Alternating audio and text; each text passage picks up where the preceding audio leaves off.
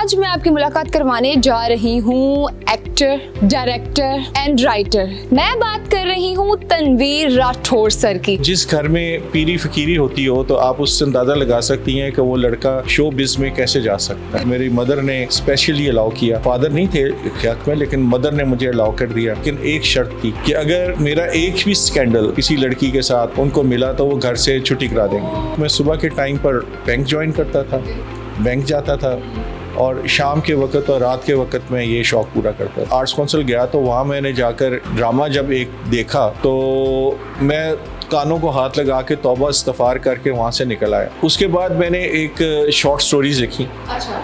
तकरीबन 20 के करीब मैंने शॉर्ट स्टोरीज लिखी, वो भी मैंने उसी चैनल पे की। और 18-20 के करीब मैंने अक्स के प्रोग्राम किए, वो भी उसी चैनल पे किए। और उसके बाद मैंने थोड़ा सा लोगों को हंसाने के लिए टिचकले के नाम से छोटे टिचकले बनाए। ये फील्ड ऐसी है कि इसमें अगर आपने आना है तो सोच समझ के, क्योंकि यहाँ पर आपको पैसा नहीं मिलने वाला। सर ने मुझे बताया कि बेटा एक चीज है जो मैंने अपने देखने वाले लोगों को नहीं बताई हुई, तो सर आपकी इजाजत है बता दूं मैं? अस्सलामुअलैकुम नाज़रीन, मैं हूं आपकी मेज़बान मलाइका अली हुसैन और आप देख रहे हैं डेली सोशल पाकिस्तान। नाज़रीन, आज मैं आपकी मुलाकात करवाने जा रही हूं एक्टर, डायरेक्टर एंड राइटर जिन्होंने पाकिस्तानी इंडस्ट्री में खूब नाम कमाया। मैं बात कर रही हूं तनवीर राठौर सर की। आज हम उनके घर में मौजूद हैं और इंटरव्यू उनसे करने जा रहे हैं, तो आइए इस हवाले से मज़ीद गुफ्तगू कर लेते हैं सर से ही। तो चलिए मेरे साथ। अस्सलाम वालेकुम सर। वालेकुम अस्सलाम। शुरुआत में एक्टिंग से ही करने वाली हूँ। शौक कैसे आया सर, कब से कर रहे हैं? काफ़ी अरसे से हम आपको देख रहे हैं माशाल्लाह से। जब तकरीबन नया टीवी स्टेशन बना था, कलर टीवी, पहले ब्लैक एंड वाइट था, कलर टीवी बना था, तो उसमें मैंने अपने बाकायदा एक ऑडिशन क्लियर किए थे और जिसमें मैं as a artist PTV artist बन गया था। तो पीटीवी आर्टिस्ट बनने के बाद मेरा वहाँ पर फिर ड्रामा शुरू हो गया। मेरे को बहुत सारे ड्रामों में हिस्सा लेना शुरू किया। खैर अब इतनी पिछली बात है जो मुझे इतनी याद नहीं है, लेकिन 2-4 सीरियल्स थी। अच्छा। और जिसमें एक मोहब्बत सौ अफसाने था, हाउसफुल था, ड्रामा वर्कशॉप था, पंजाबी का एक सीरियल था। तो ये सारे सीरियल्स मैं वहाँ उस ज़माने में पीटीवी पे किया करता था और एज ए लीड रोल करता था। तो उसके बाद 79-80 तक मैं पीटीवी के साथ मुंसलिक रहा। अच्छा सर, मुझे ये बताइएगा कि आपने माशाल्लाह से बहुत से ड्रामास के नाम बताएं, पहला ड्रामा कौन सा था? पहला ड्रामा जो था वो मैंने स्टेज पे किया था। अच्छा। आर्ट्स काउंसिल पे। क्या नाम था सर उसका? उसका नाम था जीवे पाकिस्तान। नाज़रीन गिरामी, मौजू की जानिब बढ़ने से कबल आपसे गुजारिश है कि हमारे चैनल को सब्सक्राइब कर लें। अच्छा सर, मुझे ये बताइएगा कि जब आपने अपना इजहार किया कि आपको एक्टिंग की फील्ड में ही आना है, तो आपके पेरेंट्स, उनका क्या रिएक्शन था? वो मुतमईन थे आपसे? उनका कोई किस्सा शेयर या आप हमारे देखने वाले नाज़रीन के साथ शेयर करना चाहेंगे? जिस घर में पीरी फकीरी होती हो तो आप उससे अंदाज़ा लगा सकती हैं कि वो लड़का शो बिज में कैसे जा सकता है। तो अल्लाह का ये शुक्र है कि मेरा एक टैलेंट था जिसकी वजह से मुझे मेरी मदर ने स्पेशली अलाउ किया। फादर नहीं थे ख्याल में, लेकिन मदर ने मुझे अलाउ कर दिया और मदर की वजह से मैं जो था करता था। लेकिन एक शर्त थी कि अगर मेरा एक भी स्कैंडल या एक भी मेरा किस्सा, एक कहानी किसी लड़की के साथ उनको मिला तो वो घर से छुट्टी करा देंगे। एक रिस्ट्रिक्शन ये भी थी कि ये तो एक शौक़ है, लेकिन ये जॉब तो नहीं है ना। तो उसके लिए फिर मैंने बैंक ज्वाइन किया था और हबीब बैंक में मैं एज ए ऑफिसर काम करता था। तो मेरी एक ड्यूटी ये होती थी कि मैं सुबह के टाइम पर बैंक ज्वाइन करता था, बैंक जाता था और शाम के वक्त और रात के वक्त में ये शौक़ पूरा करता था। 79-80 के बाद मैंने इस फील्ड को खुदा हाफिज कह दिया। 79-80 के अंदर लास्ट था। 79 में मेरी शादी हो गई थी। अच्छा, मैं शादी की तरफ आऊँगी लाजमी। तो शादी जब मेरी हुई थी तो मेरे पर डबल रिस्ट्रिक्शंस लग गई थी, क्योंकि अब आप रात का टाइम भी, शाम का टाइम भी आप बीवी को देंगे और आप ड्रामा और इनको नहीं देंगे। तो फिर जब ये रिस्ट्रिक्शन लगी तो फिर मैंने कहा फिर वो छोड़ देता हूँ। फिर मैंने वो छोड़ दिया और उसके बाद फिर अल्लाह का करना ये हुआ कि मुझे बैंक की तरफ से ही एक बाहर जाने की, बैंक से मतलब पाकिस्तान से बाहर जाने की ऑफ़र हुई। वो मैंने ऑफ़र एक्सेप्ट कर ली। जब आप फिर लाहौर वापस आए, पाकिस्तान वापस आए, फिर क्या सीन हुआ? जब मैं लाहौर वापस आया तो उस वक्त तक मैं एक अच्छी प्रमोशंस हो चुकी थी मेरी और मैं एक ऑफिसर तकरीबन मैनेजर की पोस्ट तक पहुंच गया हुआ था बैंक की फील्ड में ही। बैंक की फील्ड में। तो वापस आया तो मुझे वापडा हाउस ब्रांच मिली एज अ मैनेजर।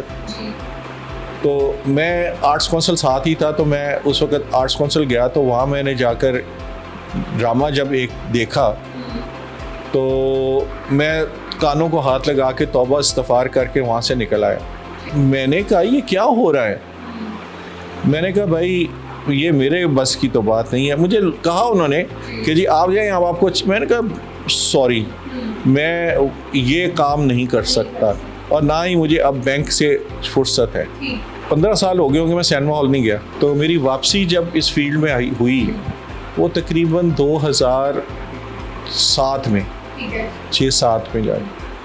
तब इसी जगह पर जहाँ बैठी हुई हैं, ये मेरा स्टूडियो जो है, इस स्टूडियो में हमने शुरू किया लाहौरी के नाम से एक सीरियल था। उसके अंदर सबसे पहले मैंने दोबारा करैक्टर किया। तो वो मेरा फिर आगाज़ हुआ इस फील्ड में दोबारा आने का। अब इतने को कर लिए हुए हैं कि मेरे ज़हन में ही नहीं है कि मैं आपको बता सकूं कि मैंने कितने में किया। लेकिन ये है कि बड़े बड़े मशहूर जो टीवीज़ पे पॉपुलर हुए मैं उनमें था। तो अब चाहे वो 2 सीन रहे चाहे 3 सीन रहे, लेकिन किसी न किसी तरीके से मैं पार्टिसिपेट करता रहा। लेकिन चौकी 420 एक चला यहाँ पर, सैंडी मैंडी यहाँ पर चला, एक सीरियल चला। इसी तरह यहाँ पर PTV के बहुत सारे सीरियल्स चले। नाज़रीन गिरामी, मौजू की जानिब बढ़ने से कबल आपसे गुजारिश है कि हमारे चैनल को सब्सक्राइब कर लें। और आपने मुझे ये भी बताया था कि बेटा मेरे पास और भी बहुत से जो है वो कंटेंट मौजूद हैं कि अगर मैं इस फील्ड में आऊँ तो मैं उसको रिप्रेजेंट करूँ। उसका किस्सा बताइएगा और वो हमारे देखने वाले नाज़रीन को बात क्लियर कीजिएगा। देखिए, मैं एज ए प्रोफेशनल तो मैंने कभी ऐसे एज ए प्रोफेशनल जो मैंने आपको शुरू से बता दिया, मैं एज ए प्रोफेशनल ज्वाइन नहीं था किया इसमें। मैं as a professional basically banker रहा।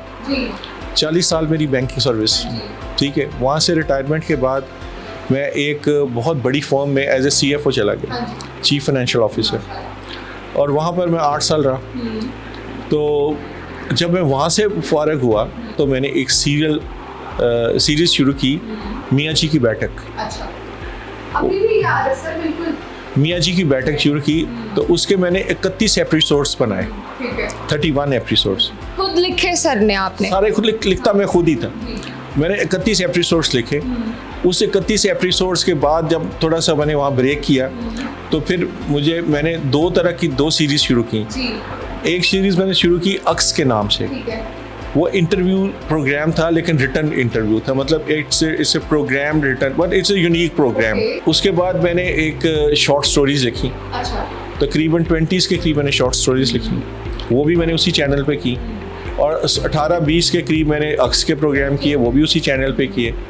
और उसके बाद मैंने थोड़ा सा लोगों को हंसाने के लिए टिचकले के नाम से छोटे टिचकले बनाए। तो वो तकरीबन 100 में भी सर आप जबरदस्त। तो टिचकले बनाए और 100 टिचकले बना दिए और वो भी मैंने अपने चैनल पे लगा दिए। सर ने मुझे बताया कि बेटा एक चीज़ है जो मैंने अपने देखने वाले लोगों को नहीं बताई हुई, तो सर आपकी इजाज़त है बता दूं मैं? ठीक है, ठीक है सर। तो सर जो है वो एक्टर होने के साथ साथ, राइटर होने के साथ साथ पोइट भी है। ठीक है सर, पोइट भी हैं आप। अभी मैं आपकी सुन भी रही थी जो आपने हमें सुनाई है, खूबसूरत शायरी सर ने जो खुद लिखी है, ठीक है। और मैं चाहूँगी कि भाई हमारे देखने वाले नाज़रीन तक भी पहुँचे, लेकिन उससे पहले सर, एख्तिताम से पहले पोइट का तो हमने जिक्र कर लिया है।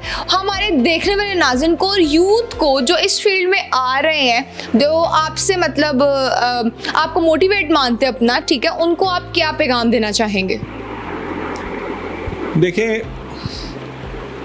ये फील्ड जो है ना, एक तो मैं यूथ को सबको एडवाइस करता हूँ, दो चीज़ों से लोग आगे आते हैं मतलब जो एक्टर आता है इसमें, जो मेरी तजर्बा, एक मेहनत से, डेडिकेशन से और हार्ड वर्क से, और दूसरा वो जिसकी कोई ऊपर बहुत बड़ी सिफारिश हो, वो आ जाता है।